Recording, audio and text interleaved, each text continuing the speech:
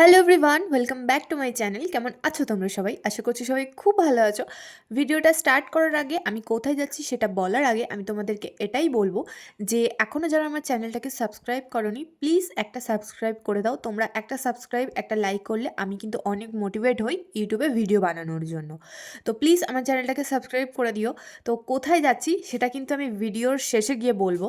জায়গাটা কিন্তু সবার খুব পছন্দের একটা জায়গা, বিশেষ করে বাচ্চাদের। বড়দেরও খুব ভালো লাগে। তো বাচ্চাদেরও খুব পছন্দের একটা জায়গা।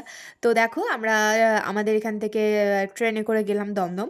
দমদম থেকে আমরা আবার যাচ্ছি অটো করে নাগেরবাজার। তো নাগেরবাজার থেকে আবার একটা বাস চেঞ্জ করেছিলাম আমরা, যেখানে গেছিলাম আমরা দত্তবাগান।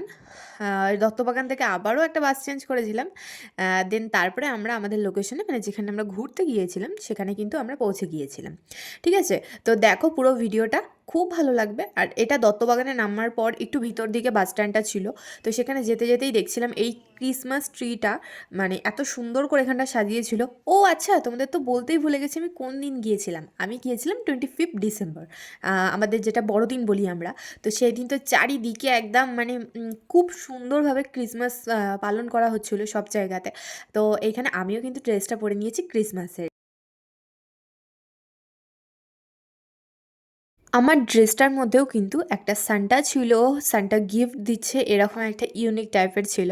তো এই ড্রেসগুলো না খুব ভালো লাগে। তো আমি এই বড়দিনের দিনকে এই ড্রেসটা পরেছিলাম, আমার তো খুব ভালো লেগেছিলো। তোমাদের কেমন লাগলো সেটা অবশ্যই আমাকে কমেন্ট করে জানিও। তো দেখো এটা আমরা নিউ মার্কেটের সামনে দিয়ে যাচ্ছিলাম। আমি কিন্তু কোনোদিনও নিউ মার্কেট যাইনি, এই ফার্স্ট টাইম নিউ মার্কেটের সামনে দিয়ে গেলাম, কখনো যাওয়া হয়নি। তো দেখো তোমাদের সাথে কথা বলতে বলতে আমি কিন্তু পৌঁছেও গেছি যেখানে মানে আমরা ঘুরতে যাচ্ছিলাম সেইখানে।